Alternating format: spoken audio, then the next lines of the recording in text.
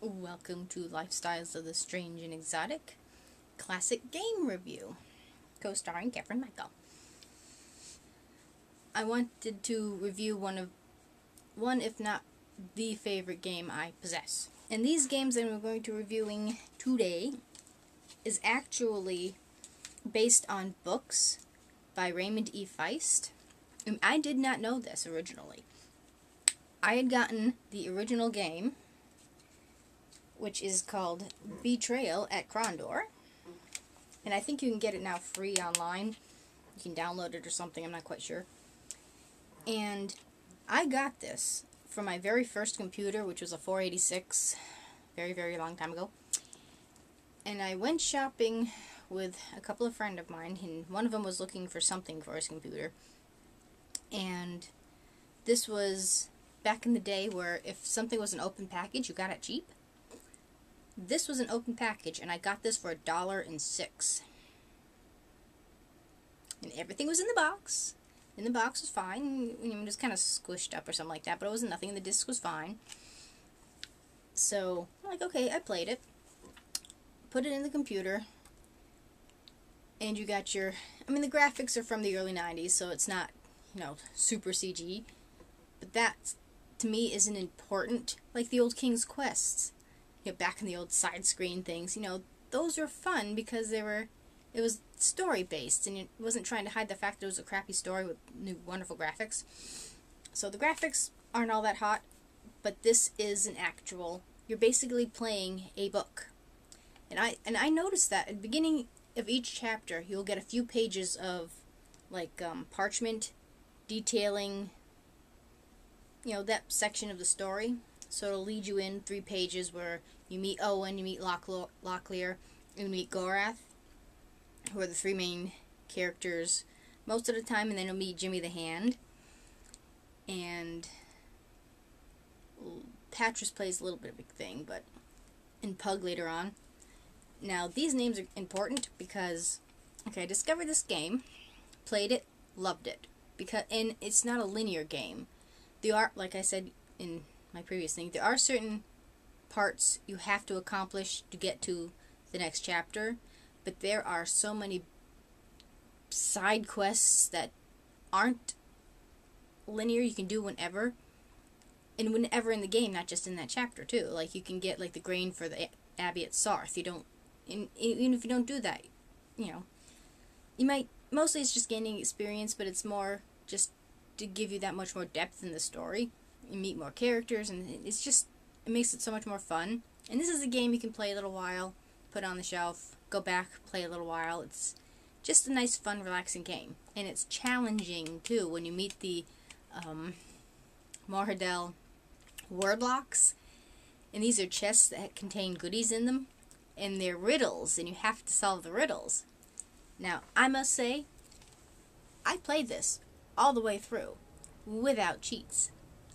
My bad. So I'm rather proud of this game. And I solved, am I too far here? There we go. And I solved most, if not all, of the puzzles, and some of them are huh? How does that make sense? It's one of them, let's see, what is it? My cow is dead. Oh, how I beat her. What a sound she makes, or something like that. And the answer, of course, is drum.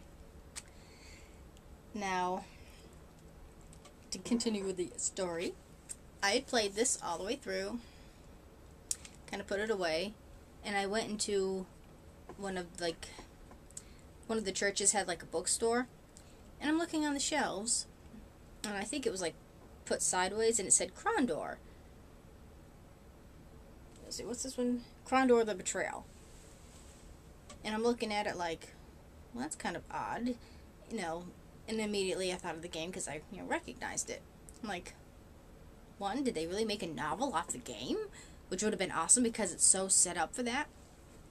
And I'm well, what's the coincidence? What's the odds of somebody else writing something with the same name and stuff like that that's not connected to the thing? And I picked up, and it was a novel of the game by Ramond E. Fiest. And I'm and you look in the beginning of the book, and there's this whole list of books in this universe. the game is based on his book series. And he had a part in, creating the game, of course. And I'm like, no wonder it felt like playing a book, which I totally loved. So now I've got the entire Krondor series of books that I'm reading through sequentially. I don't think he wrote them sequentially, as far as like the timeline. Some kind of went back and forth. So I'm reading them as far as the sequence of the actual story. Like, you need to read Magician first, and then Jimmy the Hand later, and da-da-da-da-da. So I'm not sure which book I'm in now, but Liam is just now becoming king. So, no, I'm reading Magician. There's Magician Apprentice, Magician Master, and then you get, like, Magician 10th Anniversary, so I'm reading the 10th Anniversary now.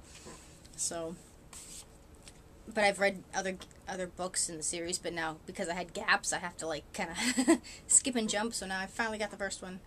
So yeah, definitely check out these books. They're really, really good. And if you like, it's set in, like, the Middle Ages on Kelowon. I think, was it Kelowon, or is it, no, Midkemia. And there's sort of a Star Trek-y type background thingy to it. It's political without being, political. It just makes sense in the world, and the characters are people that you feel you would actually know. It's character types that are realistic. Now, even, Pug, who's like a mage, or even the Brothers of the Dark Path, it just makes sense. It's really good, really well written. It's not like, complicated or anything. It's just really, really good series. So when I found that, I'm like, awesome.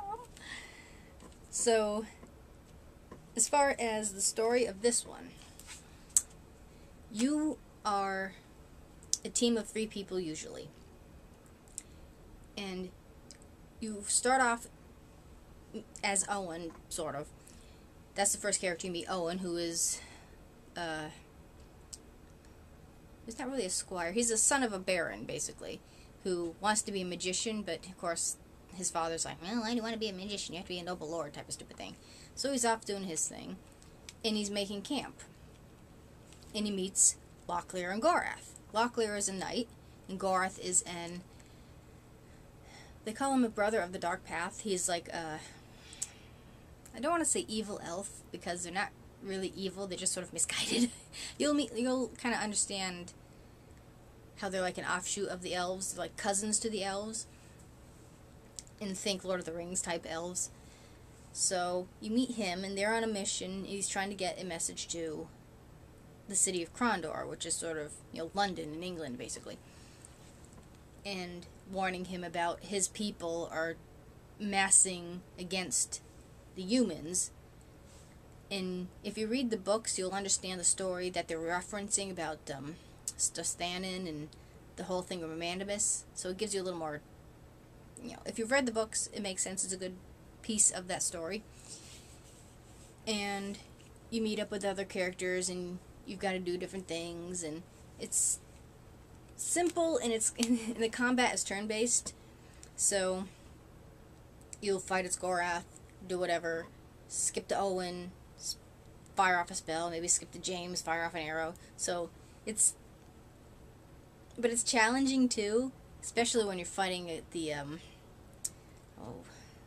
they're not Nighthawks, the Black Slayers, and you have to be damn fast, because if you've killed one and you're fighting 3 others, that first one will come back alive unless you have the Evil Seek. No, it's not Evil Seek, but that's a good spell. Can't remember which spell you have that you have to put on that guy so he remains dead. Now, where'd I put that? Now, there's so much to keep track of, at least for me. I've made notes.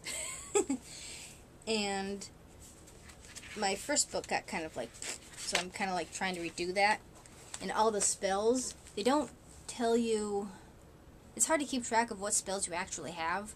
So I wrote them all down, ones I found, and checked off the ones I actually have in play.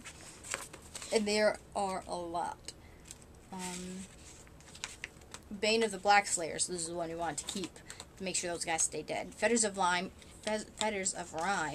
freezes your enemy there.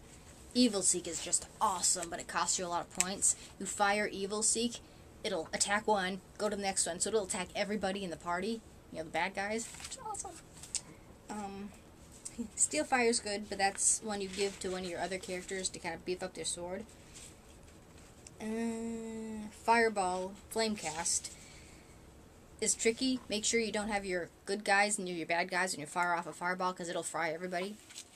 So they're good spells. So any of these games, in the next one I review, power up your mages. They are going to kick butt. Okay, if you want to fight, amp up your mage. And you can get this, but you got to use DOSBox to play it now, because it was originally a DOS game. And I've written down the chapter outlines. And you start off as Into a Dark Night. Locklear and Owen escort Gorath to Krondor. Finding the gates jammed, they are forced into the sewers, which you meet Jimmy the Hand. And if you read the books, you'll know who he is and how the sewers and the mockers play in. And there's a few chapters. And I do have the cheat codes. And the funny thing is, it's harder to play with the cheat codes than it is without them. And there's different places you go. You can go into inns, and that'll restore your life, but you have to have food. In different shops. Now, what you get, if you want more money for your stuff, battery died. As I was saying, now some of the shops won't take certain things because, like, a spell shop doesn't need a sword type thing. And there's places where you can get your swords and stuff repaired and things like that. So there's lots of different things, and you do need to have rations. And also, you have to, like, if you find rations on a body, and you get to search different bodies too. Like I said, the graphics aren't all that hot, so it's not, I'd say PG rated. You don't see blood or anything like that. But if you check a body and it has rations, make sure you right click, because sometimes they'll be spoiled, and if you eat spoiled rations, that'll make your character sick. So you do have to keep an eye on certain things, and it'll also knock down your character if you don't have rations. You'll basically starve your character to death. So, and most cities have a shop, but you don't know which city has what shop. So I made notes of the different shops and where they are, and the different inns and the different prices it costs. The cheapest inn is in Egley called the Stranger, and that's only 3 rations a night. The most expensive one is above Silden called the Rapping Rooks, and that's 72 coins a night. So you kind of have to be aware of that. And I haven't, I don't know where I put the other book that has all the, general notes where different things are. I don't know where I put my list of spells there. Or the solves to the Mordell word law. Ah, there they are, okay. The different riddles I found online, because I think I couldn't find my other book. Okay. See, when it is stout, people gladly tread. When it is thin, people walk in dread. You tell me what that riddle means. And you can't get it. And you only can read the Mordell word locks either if you have Gorath with you, who is a Mordell, or if you have Patras, one of my neighbors, who has a spell that can read Mordell. So, very, very good game. Very good intro into the Krondor series as far as the books are concerned, which is how I found the series. So the books are just as awesome as the game. And I was just gobsmacked at the end here. You know, it is a whole complete book. So if you love fantasy games or fantasy books, worth it. I think you can get it free online now. I can't quite remember, but it's probably very, very cheap. And again, if you do find it, you do need DOSBox, which is a free program that you can run the old DOS games. Because, heaven forbid if they add that to, the modern computers now. Just saying. Now, I don't know how Apple works. Did that ever run DOS? I don't know. So that's the first game. Now, the sequel, since I don't... Oh, that's how I found it. Okay, I found this. Played it a few times. Loved it. And I have no place to put the book. Oh yeah, okay. Book, game, okay. Now I was working in Kmart, and I think that's when we got that, or it might have been afterwards, but it was in Kmart, and it was an actual separate display of boxes, and it said, Return to Krondor, and I'm like, oh yeah! And I'm like, there's a sequel to the game. Oh yeah. Now, so I got the game, and it was about $10. I don't remember if it was like clearance or something like that. I don't remember. But I got it. Of course, I had to have it. And I played it on the original computer that I'd gotten, the original game on, the very first computer I had. Put it in. There's a point where you have to rescue some orphans, and Jimmy goes in. It's in the same characters in the storyline. So this time you get to be Jimmy the Hand, and I love the actor who plays him. He just personifies Jimmy the Hand for me, or Squire James. So he's got to go rescue orphans. You've got to do this at a certain speed that my computer could not do. So it'd be like, I'm going to save you. And then by the time you're like, you're dead. And it's like, so I actually upgraded my computer to play the game. I haven't figured anybody knows that, but that is the main reason I upgraded, was to play this game. Now, it's a little more, it's not as much of a, I don't want to say as much as a story, but it's not set up like an actual book. Like, you're not sitting there playing the characters as if you were reading a book. This is more of a standard type of gameplay thing. So, to me, it's a little simpler. But the original game didn't have any vocals to it. It was all, written down and, that type of thing. You read the script. This actually has vocal performances. And this also, there's 3 books. It starts off with Betrayal at Krondor, or the book is called Krondor the Betrayal. Then you have Tear of the Gods, which is what this book, is the game and the book match, But those two bookend a middle book called Krondor the Assassins, which tie the two together. So it's sort of a separate series you can read without having to read the rest of them. But I definitely suggest to read the rest of them. So this one is Tear of the Gods, and you meet. You start off as James, and you have to meet Jishara, who is your mage, and she's from Kesh. And if you read the books, you understand that they're sort of the people in these games and books, the Midkemians. Well, that's actually like the world they're from, but the Krondor is like the main city. They're like the human. They're your European type people. And I'm reading about them now, and I can't remember what the hell they're called. Kelowon, I think. But they're like an Asian group, and they're the ones that are at war with the Europeans, as it were. And Kesh is like Arabic-based. So the very clear parallels to, human societies.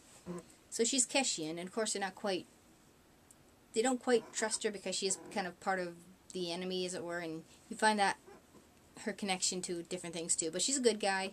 Definitely, whatever. And again, amp up your mage. She's kick-ass in this. You can't get them to fight, but I'm like, don't even bother with a weapon. Focus on the spells. You also meet Kendaric, who I actually like better in the game than the book. In the book, he was such a dick. In the game, he's still a bit of a dick, but he's a charming dick. So, I like him. And you meet Solon, who helps you find the tear, which is like a religious artifact, and he's a warrior. He's not a mage, per se. He's a warrior priest. And it's like, you dare attack a priest? And it's just so hysterically funny in that there's a scenery. It's like, no, brother, we're fine, He's just hysterical. He's very stern, but he's hysterical in a way. Who else do you meet? Lucas you meet, who's an important character. William you meet, who is mentioned in the books, who is Pug's son. And I'm kind of disappointed in his sort of subplot, because it's so kind of simple.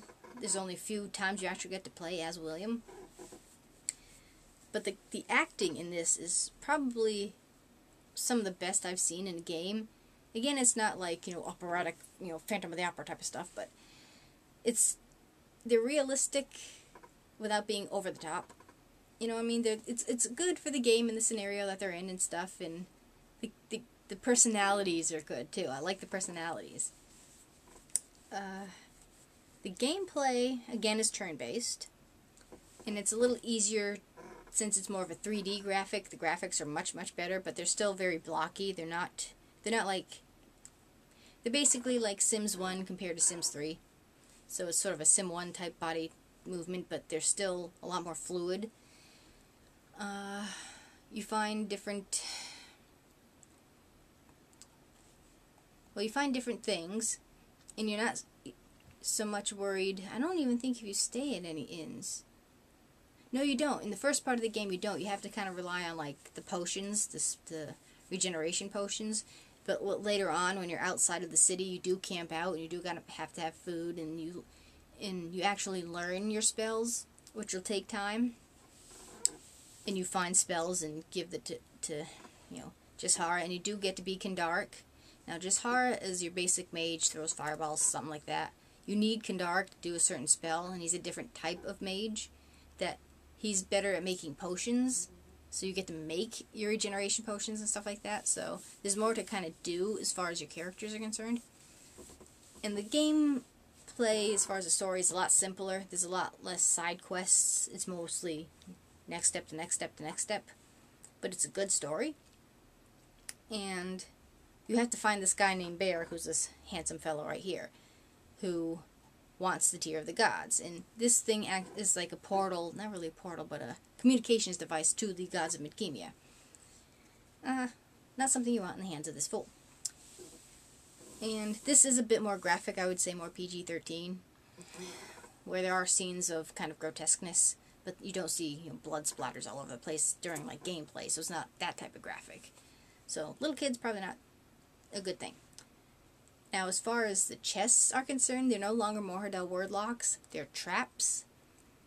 Now, I don't have my book with me, but you have your Thieves' Toolkit, and you have to make sure that you have the right tool for the right spot of that particular chest, and there's different chests in different sequences, and if you do it wrong, you'll either get, cut or blown up or something like that. So they're literally booby trapped, and you have to deactivate the booby traps, which is a challenge in of itself.